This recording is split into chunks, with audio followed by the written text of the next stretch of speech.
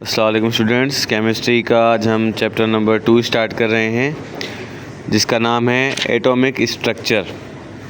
Atomic structure यानी atom का structure. ठीक है, एटम कैसे होता है, एटम के अंदर क्या क्या होता है।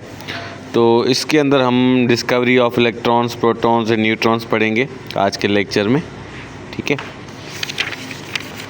तो सबसे पहले इंट्रोडक्शन है। ये खूबसूरत शक्ल आप देखें और बिल्कुल आपकी तरह दिखता है ये डेमोक्रिटस। ये देखें, इंट्रोडक्शन में बता रहे हैं कि the word atom is derived from a Greek word atomos. ये बार बार आपको बताते हैं कि ये वर्ड कहाँ से निकला है। तो ये जो एटम वर्ड है ये ग्रीक वर्ड है, एटोमोस से निकला है। मीन्स इनडिविजिबल, यानी डिवाइजेबल नहीं है, डिविजिबल नहीं है, डिवाइड इसको नहीं किया जा सकता, यानी इसको और ज़्यादा नहीं तोड़ा जा सकता। ये पेन है ना ये डिविजिबल है, इसको हम तोड़ सकते हैं, टुकड़े इसके कर सकते हैं, लेकिन एटम ऐसी चीज़ है, इस डॉट की तरह है। ठीक है, ये डॉट लगाया, इस डॉट की तरह। अब इस डॉट के और ज़्यादा टुकड़े नहीं हो सकते। Which was the first described by Greek philosopher Democritus. Greek word है, मतलब ग्रीक दौर का था, तो ग्रीक दौर का एक साइंटिस्ट था डेमोक्रिटस, उसने जो है इसको डिस्क्राइब किया था। Democritus believed that all matter consists of a very small indivisible particles which are known as atoms. Democritus का ये मानना था कि जो मैटर है, चाहे वो सॉलिड हो, चाहे वो लिक्विड हो या गैस हो, तो वो बना हुआ है एक छोटे से ज़रों से जिसका नाम है atom. John Dalton, an English school teacher and chemist, suggested the fundamental atomic theory which explains that all elements are made up of tiny indivisible particles called atoms. Dalton assumed that no particles smaller than atom exist. एक English teacher थे, वो chemist भी थे, John Dalton. उन्होंने बताया कि उन्होंने atomic theory दी। उसने कहा कि जो एलिमेंट्स हैं, जो भी एलिमेंट्स हैं दुनिया में, वो टिनी इंडिविजिबल पार्टिकल से बने हुए हैं, एटम से, और कोई भी दुनिया में ऐसा पार्टिकल नहीं है जो एटम से छोटा हो, यानी एटम ही सबसे छोटा पार्टिकल है। But by the passage of time, new experiments showed that atom is composed of even smaller particles which are known as subatomic particles. वक्त गुजरता गया, तब आगे जाके एक्सपेरिमेंट्स हुए तो पता चला कि एटम से छोटी चीज़ें भी मौजूद हैं, वो एटम के अंदर ही हैं, यानी एटम के सब पार्टिकल्स मौजूद हैं जिनको प्रोटॉन न्यूट्रॉन कहा जाता है, इलेक्ट्रॉन प्रोटॉन न्यूट्रॉन कहा जाता है। ठीक है, we will discuss all these discoveries in this chapter. ठीक है, सबसे पहले है discovery of subatomic particle, electron, proton and neutron of an atom. तो Dalton's atomic theory explain, Dalton ने तो हमें ये चीज़ बताई थी कि ये जो है एटम से छोटी कोई चीज़ नहीं होती, लेकिन Dalton's atomic theory explains the chemical nature of matter and existence of indivisible atoms, but at the end of 19th century subatomic particles were discovered by different scientists. Dalton की थ्योरी जिसमें कहा गया था कि एटम से छोटा कुछ नहीं होता, उसको गलत साबित किया गया 19th सेंचुरी में। दूसरे साइंटिस्ट ने उसको गलत साबित किया। फर्स्ट सब atomic particle electron was discovered by एक फराडी इंसान था, एम फराडे, उसने इसको डिस्कवर किया था। विलियम क्रूक्स और जे थॉमसन ने, ठीक है, इलेक्ट्रॉन को एम फराडे ने, ठीक है, विलियम क्रूक्स ने और जे थॉमसन ने डिस्कवर किया था। सेकंड सब atomic particle proton was identified by Goldstein, यानी इलेक्ट्रॉन को 3 साइंटिस्ट ने डिस्कवर किया, फराडी ने, विलियम क्रूक्स ने और जे थॉमसन ने, जबकि प्रोटॉन को गोल्डस्टीन और अर्नेस्ट रदरफोर्ड ने। और while third subatomic particle neutron was revealed by Chadwick. All of these findings were milestone in the knowledge of atomic structure. सबसे पहले है discovery of electrons. Electron is the lightest particle carrying negative charge in an atom, discovered by J.J. Thomson and William Crookes. सबसे पहले electron को define किया गया है क्योंकि इलेक्ट्रॉन जो है वो लाइटेस्ट पार्टिकल है, प्रोटॉन से भी लाइटेस्ट है और न्यूट्रॉन से भी लाइटेस्ट है, और इसकी नेगेटिव चार्ज होती है। इसको डिस्कवर करने वाले J.J. थॉमसन और विलियम क्रूक्स थे, यानी ज़्यादा किरदार इनका था। ये इनकी तस्वीरें हैं। जे थॉमसन एक फ़िल्मी अदाकार लग रहे हैं, हीरो लग रहे हैं फिल्म के। विलियम क्रूक्स को तो वाकई शक्ल भी साइंसदानों की है, और ये आपकी तरह लग रहा है, फराडी। अच्छा, the apparatus used for this type of experiment is called discharge tube। जो apparatus यूज़ किया गया वो है discharge tube। ठीक है, ये क्या है, एक discharge tube है, which consists of glass tube fitted with two metal electrodes। अब इसके अंदर एक गिलास ट्यूब है, ये ग्रीन कलर जो आपको लग रही है, दिख रही है जो इसके अंदर, ये क्या है, एक गिलास की ट्यूब है यानी शीशे की। ठीक है, और इसमें दो इलेक्ट्रोड्स फिट हैं हाई वोल्टेज सोर्स के साथ, और वैक्यूम पंप भी है इसका। ठीक है, discharge tube is evacuated. Discharge tube को खाली किया गया, जो भी इसके चीज़ अंदर थी वो उसको निकाला गया। And electrodes are connected with high voltage source at very low pressure 1 millimeter। When the high voltage current start passing between electrodes, as a result streak of bluish light originate and travel in a straight line from cathode। अब इन्होंने क्या किया कि जो discharge tube था उसको evacuate किया, खाली किया, और इलेक्ट्रोड्स को कनेक्ट किया एक हाई वोल्टेज सोर्स के साथ। प्रेशर बिल्कुल कम रखा, वोल्टेज हाई रखी। तो जब हाई वोल्टेज करंट वहाँ से पास होना शुरू किया तो रिज़ल्ट क्या निकला, एक ब्लूइश लाइट निकली। वो कहाँ से कहाँ जा रही थी, ट्रेवल इन स्ट्रेट लाइन, चल तो रही थी स्ट्रेट लाइन में, फ्रॉम कैथोड यानी नेगेटिव इलेक्ट्रोड से चल रही थी, टू एनोड यानी पॉजिटिव इलेक्ट्रोड की तरफ। एक चीज़ यानी पॉजिटिव की तरफ जा रही थी, नेगेटिव से पॉजिटिव की तरफ जा रही थी। तो हमने ये पढ़ा है कि कौन सी चीज़ पॉजिटिव की तरफ अट्रैक्ट होती है, पॉजिटिव की तरफ हमेशा नेगेटिव चीज़ अट्रैक्ट होती है।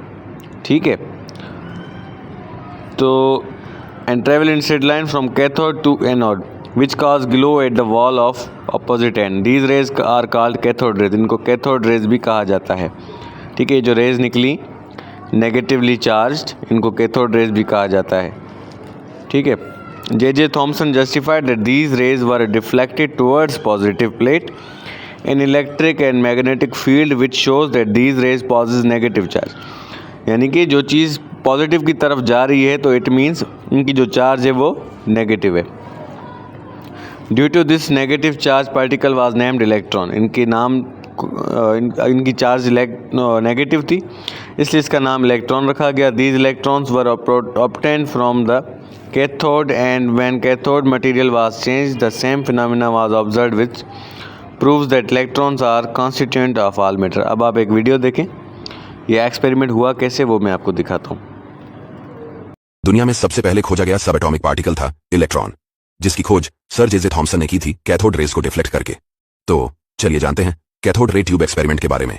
यह एक ट्यूब है जिसके ऊपर एक वैक्यूम पाइप लगा है, जिसकी सहायता से ट्यूब के अंदर की हवा निकाली जा सके, और फिर बैटरी के नेगेटिव टर्मिनल को ट्यूब के कैथोड पॉइंट से और बैटरी के पॉजिटिव टर्मिनल को ट्यूब के एनोड पॉइंट से जोड़ दिया जाता है। अभी देखने पर ट्यूब के अंदर कुछ नहीं होता दिख रहा है, लेकिन जब वैक्यूम पाइप से ट्यूब के अंदर की हवा निकालकर ट्यूब के अंदर का प्रेशर 0.0001 mmHg पर सेट किया जाता है और फिर बैटरी से 10 से 20 किलो वोल्ट वोल्टेज अप्लाई किया गया, तो ट्यूब के कैथोड पॉइंट से कुछ लाइट रेज निकली, जिन्हें ट्यूब के कैथोड पॉइंट से निकलने की वजह से कैथोड रेज नाम दिया गया। अब ये कैथोड रेज एकदम सीधी लाइन में एनोड पॉइंट की तरफ अट्रैक्ट होती नजर आती है, जिससे ये पता चलता है कि इन रेज में नेगेटिव चार्ज मौजूद होता है। उसके बाद इन कैथोड रेज के बीच एक व्हील को रखा गया। थोड़ी देर बाद व्हील घूमने लगता है, जिससे यह पता लगा कि इन रेज में थोड़े पार्टिकल है और उनमें किनेटिक एनर्जी मौजूद है, जिसकी वजह से व्हील घूम रहा है। कैथोड रेज इलेक्ट्रिक फील्ड की मौजूदगी में पॉजिटिव प्लेट की तरफ अट्रैक्ट हो गई, जिससे यह कन्फर्म हो गया कि कैथोड रेज में नेगेटिवली चार्ज पार्टिकल्स हैं, जिसका नामकरण करते हुए सर जे.जे. थॉमसन ने उन्हें इलेक्ट्रॉन कहा। ऐसे हुई इलेक्ट्रॉन की खोज।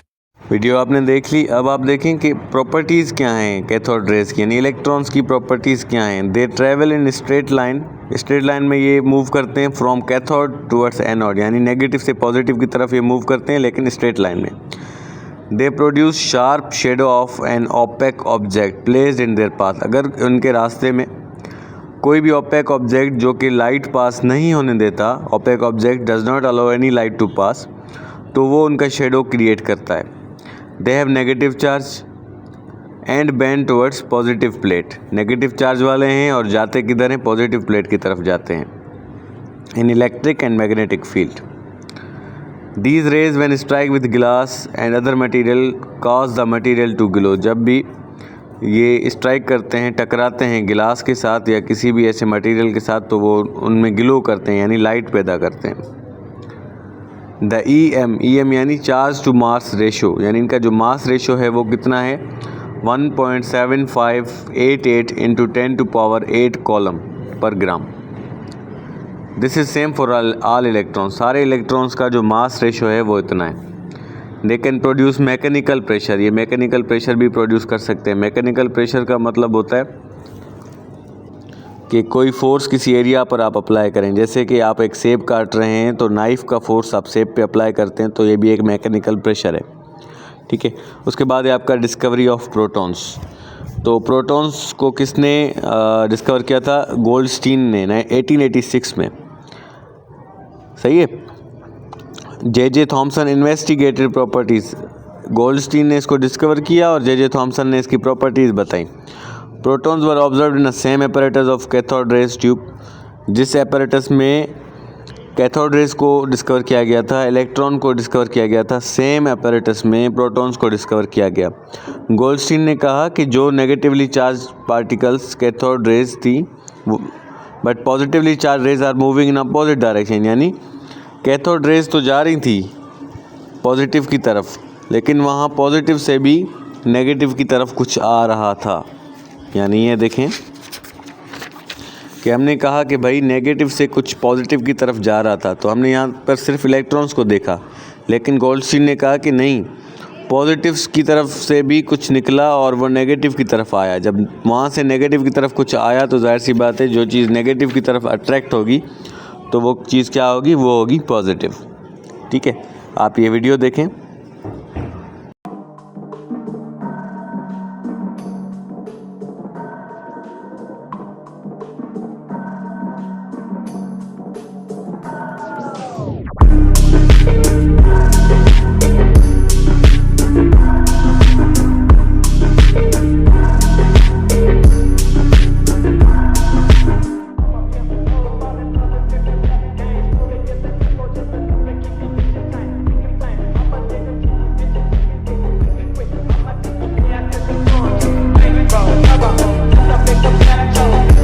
को समझ में आ गया?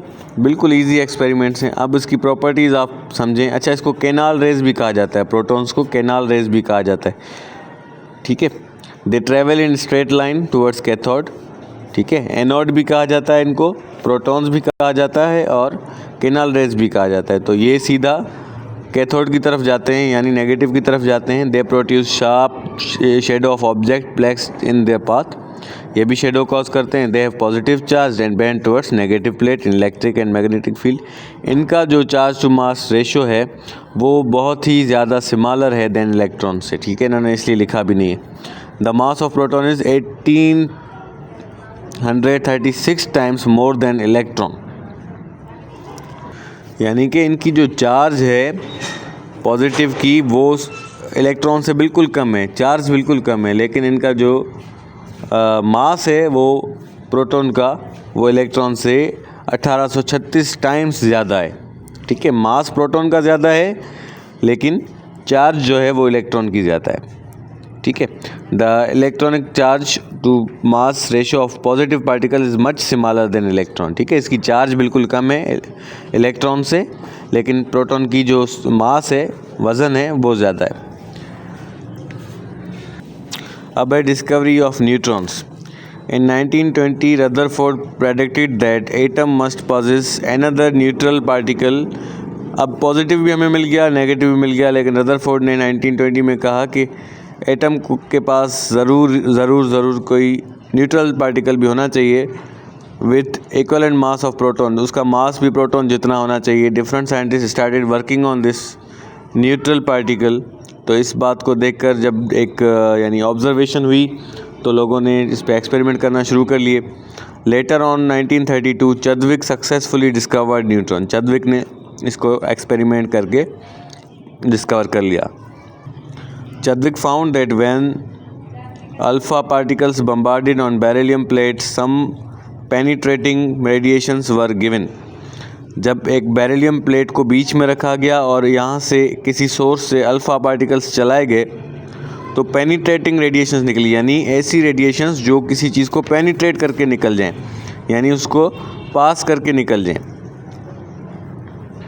Chadwick suggested that these radiations were due to material particles with mass comparable to hydrogen atom but have no charge, यानी कि उनका जो मास है वो हाइड्रोजन एटम जितना है लेकिन उनके पास कोई चार्ज नहीं है। These radiations particles are called neutrons, और उनको न्यूट्रॉन का नाम दिया गया। It can be expressed in equation as follows. ये बेरिलियम रखा गया, ठीक है, और फिर ये इस तरीके से इन्होंने एक्सपेरिमेंट किया है। मैं आपको इसकी वीडियो दिखा देता हूँ। अच्छा, वीडियो देखने से पहले आप इसकी प्रॉपर्टी समझ लें कि ये न्यूट्रॉन्स जो है वो न्यूट्रल पार्टिकल हैं, यानी इनका कोई चार्ज नहीं है। They have no charge. The mass of neutron is almost equal to that of proton, यानी न्यूट्रॉन और प्रोटॉन का जो मास है वो तकरीबन सेम है। These particles are most penetrating in matter, यानी बहुत ज़्यादा पेनिट्रेट करने वाली चीज़ है बस।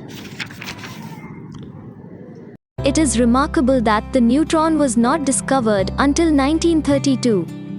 And today's topic is the discovery of neutron.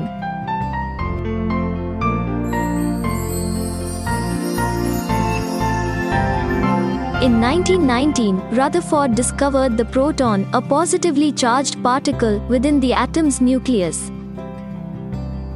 But the other researchers were finding the proton and described that the proton did not seem to be the only particle in the nucleus. Scientists observed that all mass of an atom cannot be accounted on the basis of just electrons and protons when James Chadwick used scattering data to calculate the mass of this neutral particle. For example, the atomic number of helium is 2 and the atomic number of hydrogen is 1. So, the atomic mass of helium should be double of the hydrogen atom. However, on calculation, the mass of helium atom was found to be 4 times more than that of hydrogen. It was the big reason for the discovery of the neutron. In 1930, Bothe and Becker bombarded a piece of beryllium with alpha particles from a radioactive source, produced neutral radiation which was penetrating, but non-ionizing. They observed a penetrating radiation emerging from the beryllium that they thought to be gamma rays. When a piece of paraffin wax was placed in the path of the beam, however, the reading on the detector actually increased. It was realized that the increase in reading was due to the emission of protons from the wax, and they tried to work out how this could be happening. If the proton emission had been due to bombardment of the wax by gamma radiation, the gamma rays would have to energy of around 16 MeV, very large for such a reaction. In the year 1932, James Chadwick conducted the same experiment, but he used different bombardment targets other than paraffin. After research and analysis of the various targets, he discovered the presence of a new particle. This new particle has a mass similar to that of the proton, but no charge. He named these particles neutrons. Furthermore, he derived the nearly accurate mass of this new particle by applying the conservation of energy and momentum. He measured the mass of a neutron to be nearly the same as that of a proton.